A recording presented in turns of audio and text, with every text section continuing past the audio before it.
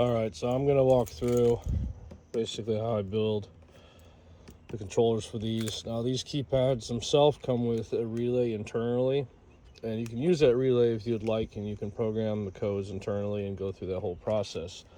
Me personally, I don't like that because one is you can pull this off the wall, access those wires and open the door. Two is in a lot of cases you can just put a strong magnet on the side and it will open the door.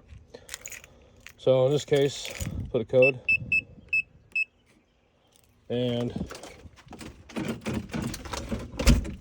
works. Set timeout or tag, opens it up. Now how I'm accomplishing that is I actually have a wire that runs through the door to this, so it's capable of engaging. Now, I do apologize for the mess here. So, and this is the controller for it. Now this is a 3D printed case. So this is Ethernet coming in along with PoE. This is going to a PoE switch. It's coming into this PoE splitter, which is providing the data and the 12 volts. So this is the board inside the case. Now coming out of here is Ethernet cable going up into the back of that keypad. This red cable here is power out, and what that allows me to do is to come down. This is the secondary unit on another door. If you notice, I don't have a PoE injector. This cable allows me to power another unit and provide 12 volts to it. So benefits to this is it's not the cleanest in here. Holiday lights I was working on, but this being inside of a closet here means it's not accessible to the outside world. The only connection between this and the keypad is going to be 12 volt negative, 12 volt positive, and then two data lines. The data lines come into here. There's an ESP32 Ethernet back here that's going to receive the actual key presses on the code, and this is going to do all the computing. So there's no way at the keypad itself to actually bypass or cross anything that's actually going to engage this door. So I appreciate you watching. We'll go on to the next step. PCBs. Went ahead and designed these and got these through PCBWay. They were generously enough to go ahead and actually cover the costs for these and ship them out to me. So horribly grateful, and I mean, hats off to PCBWay. Now for the last year or so, I've been using PCBWay I've been using them for about probably, let's say, 2 years. My opinion, it's absolute game changer compared to trying to do it on a makeshift breadboard or solder the wires. Hands down the way to do it. So let's go ahead and jump into it. Now I have most of the parts here, hopefully anyway. So I'm just going to run through and I'm going to build this one. I do apologize for the quality here. So now if I was actually going through and just soldering, wires together and doing a makeshift breadboard, this would take quite a bit longer. Now real quick, so what this is for Wiegand Keypad, utilizing an ESP32 with Ethernet. And I do plan on selling these and making either, whether it's a PCB or a completed kit, available. Alright, so what I like to do, and a lot of these are, it's onboard components. I'm still using a reflow oven or my heat gun. I'm just utilizing my soldering iron. There's enough, well, not a large number, so I still make this turn out fairly well. So all I like to do is put solder on one of the pads, heat it up,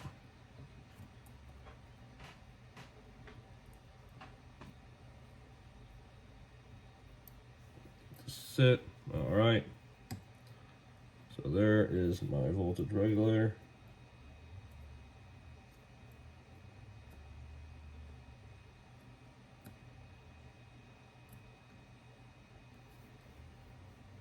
Yeah, this one's taking a little bit longer than I would have. There we go. All right. So I'm going to come over to my LEDs and the rest of my resistors and just putting solder on one side of the pad. Let's go to my LEDs. Me personally, I personally prefer to use onboard components.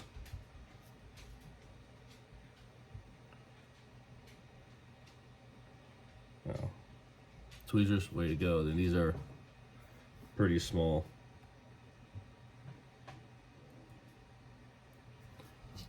Also, these are pretty darn cheap.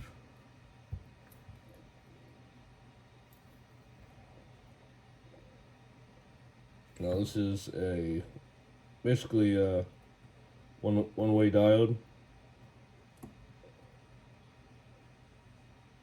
Allows electricity to flow in one direction.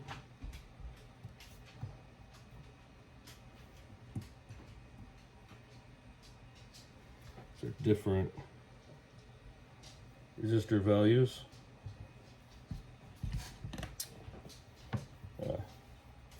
Tweezers are something sticky on my tweezers.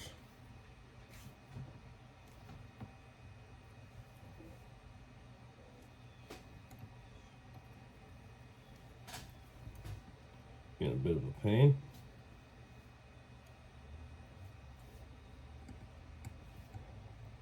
All right.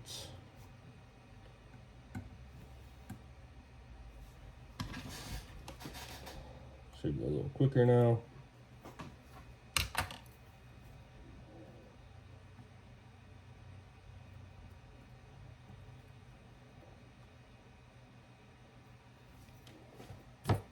All right, so now I just put solder on one side of the pad. I'm gonna run through.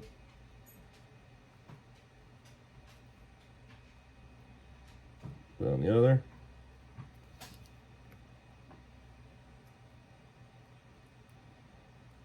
Also taking this kind of time to heat up both sides and allow the component to just kind of naturally sit a little straighter.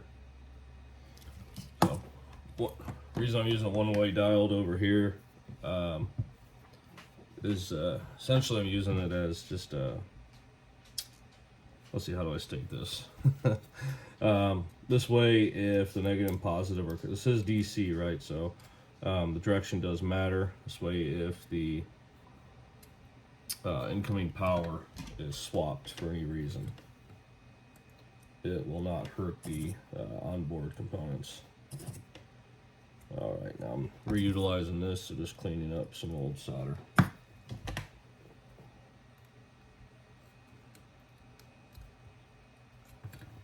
Oh, got a pain in the butt.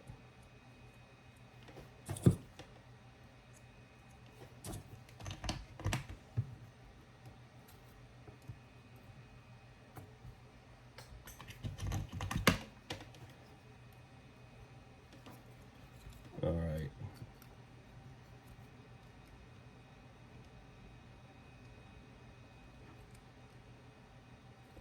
I normally just go a little quicker. Wasn't trying to reuse components. Just gonna put a lot of solder. Heat that up. Try and get this to sit on the board flat.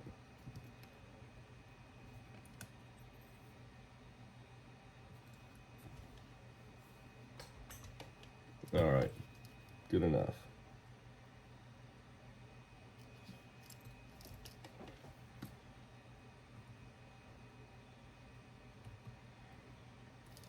That's all right, this is dragging on the video time, isn't it? All right, go ahead and put my other pass-through components on.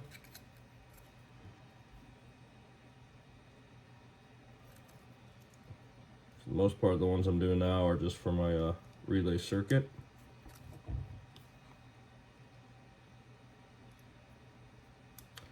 Now, I'm going to put this out there. I mean, I understand what these components do, and I understand how this circuit works and whatnot. However, I'm not going to go through in detail, and I'm not going to go through much at all and explain what these components are and how they operate, because to be honest, I am not the best person to do that. And I was putting these together far, way sooner, or, well, before I was putting these together prior to even understanding how these, how these components work and what these components do for the most part. Just to show you there that, you don't need to understand all of this in depth to actually build a circuit. In my case, it's, I went online, found other people that know exactly what they're doing and, mimic those circuits. Now, it's not necessarily like I'm stealing their idea because everybody does it the same way, but I was able to find that online. Now that I've gotten, more in depth and I've done this and spent more time researching things, now I understand what these components do and whatnot. But it's not something where you need to have a full understanding of how everything works prior to jumping into it. For me, I enjoy this stuff. Even the mistakes, even the screw-ups, I still enjoy it. I was cutting all those leads off. So this is where we sit so far. Getting there. All right. Oh, something I forgot to get out and get ready.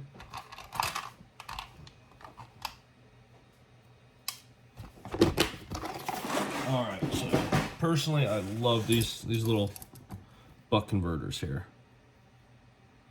Absolutely love them. They're fairly cheap. They do have a potentiometer to go through and select the voltage. These are, I think, anywhere from, we can go all the way up to, I think, like 18 volt input. And there's a potentiometer, but on the back here, it's not the easiest design, but on the back, basically you can cut a trace, and then there's some solder pads, and you can go through and you can pick the fixed voltage. So like I said, it's not the easiest thing of cutting this little trace, but you can cut the little trace, come through, and there's a 5 volt pad on here. You can solder that 5 volt pad. Now, basically, regardless of the voltage I put in here, as long as it's, let's say in this case, between 5 and 18 volts, it should output 5 volts, which is what I'm looking for. I have an onboard regulator here, voltage regulator, to take that 5 volts down to 3 volts for the logic for the relay and for the ESP32.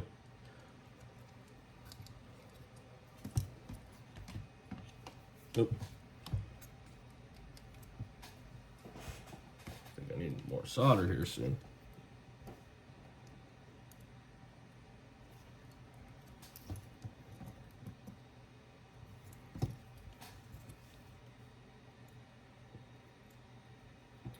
So now I could have, once again, I do not have the experience to go through and build a circuit like this myself. And for projects like this, at some point I would love to get to that point, but you don't need to be to that point. These are fairly darn cheap, and there's no reason why, in this case, I can't go out, buy this pre-built, and utilize it in my project without understanding myself how to build a buck converter. In some cases, you can actually buy this fully completed buck converter cheaper than what you can actually go out and buy all the individual components and then spending the time to add all these individual components to the project. Now, there's a lot of people out there who come back and they just don't recommend this. And granted, I am buying this. Who knows the vendor this comes from? I've had no issue and they've been great for me, but who knows, maybe they're using cheap quality components. And at the end of the day, there's not a whole lot here. So maybe I can do this cheaper if I actually put the components on board. And maybe I can even use better quality components. But, there's a lot of what ifs. But once again, I've had no issue with this whatsoever. All right, so I'm going to put my ESP on here. Now, this does take a little finagling. Uh-oh. Yep. So I'm going to get this. Problem is I don't have headers that have enough pins, so I end up having to use two of them together, which this is on, won't make a difference, but right now anyway, getting it on the board, it's a little bit of a pain in the butt. All right, coming along, there we go. So let's run through.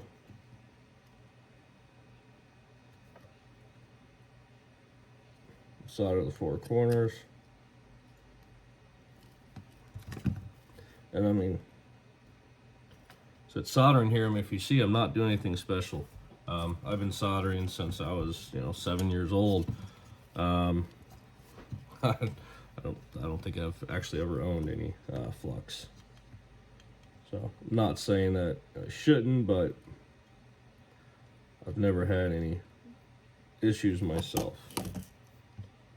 All right.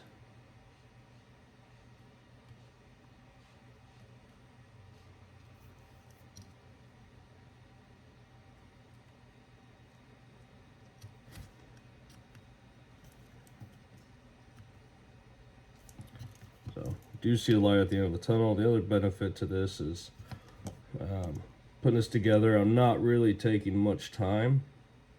I guess, I mean, unfortunately, and I apologize, but I'm not taking much time to make this really user-friendly for the video. This isn't, scripted or anything to that extent. Kind of just did this last moment on the fly, because I do need to get this board done. And I've been traveling for work. So, this gives us a good idea to see how much time it actually takes me to assemble a board like this. I guarantee you, if I was dealing with just wires and whatnot, this would take quite a bit longer. Alright. Tell I use quite a bit of RJ45.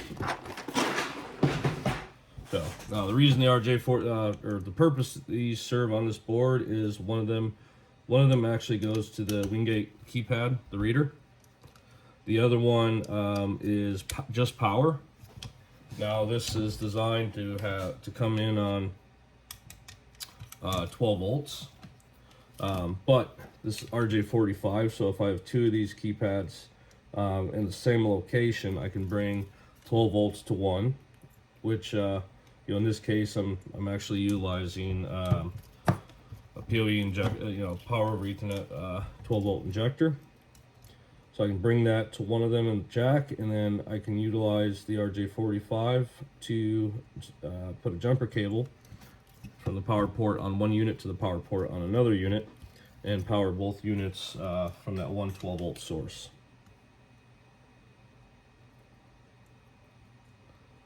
So just a handy aspect to that, and even a PoE injector that's providing about 2 amps. That's still more than enough power coming off the one to handle both and power the keypad. Now I will say, as I am doing this, I am keeping, I'm being a little cautious here and conscious, just to make sure that I'm not bridging any connections together. All right, go ahead and put my relay on. And I was kind of conscious of what components I'm putting on. If you notice, I didn't put the relay and then the RJ45, because if I go to turn this upside down, the RJ45s will drop a little bit. So kind of put the shortest components on, and then the tallest components. So I'm going to go ahead, solder one leg of my relay, let it cool down real quick. I'm just going to check it, make sure that that relay is sitting flat on the board, which it is. Now I'm going to go through and do the other sides.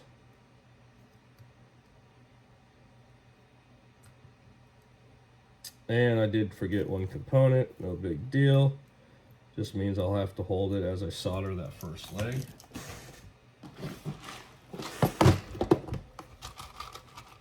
Need my through terminal.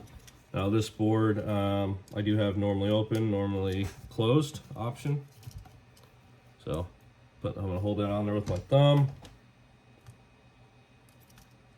Solder one leg.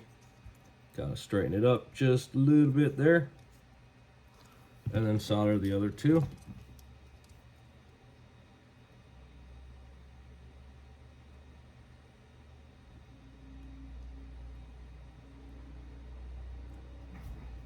I'm gonna go back to that first one that I was kind of holding my thumb. Now that the other two are on, honestly, my fingers don't always sit quite still. So just in case I was shaking a little bit while I was soldering that first one, I kind of went back to that first terminal and soldered again. So this right here is the completed board. So I will go ahead and probably add on to this video as far as it being on the enclosure and whatnot. But we'll go ahead and let's take 12 volts. At the moment, I just want to validate. Actually, I'm gonna pull this guy off because this ESP, I use this to get the header straight and whatnot, but this ESP actually is a defective one I received, so I'm gonna send it back. This one actually overheats, so pull that one off. I don't want to hurt any components, but go ahead and plug this in. And if you notice, go ahead and kill the light now. If you notice, the LED pops up for power. So power to the board. At this point, going off to my door strike plate, I would have my output for my relay, so normally open, normally closed. Unless if I just have one unit, power port's going to stay empty. This right here would go to another little receiving end that plugs into the keypad. So like I said, I'll probably add on to this video. But when you go ahead and engage it, the relay engages, the other relay lights up. So far anyway, I know that I'm getting 12 volts in, 12 volts over to 5 volts. 5 volts is outputting 3 volts to the LED. So that was, let's see, we're 19 minutes in. So let's say, I mean, realistically, if it wasn't reusing a few components and cleaning them up, I probably would have been looking at about 15 minutes to assemble this. Not horribly bad. Now this is, you know, especially when it's put in a case, I don't have to worry about vibration, breaking anything loose. You know, this is honestly just, in my opinion, hands down way better than trying to just solder everything together and hopefully it stays together. Especially my application, these are for keypads for my garage and front door and doors and safe and stuff. To that extent, I need them to be robust and reliable. So, well, thanks for watching. Like I said, we'll see if I go ahead and add on to it. All right, thank you.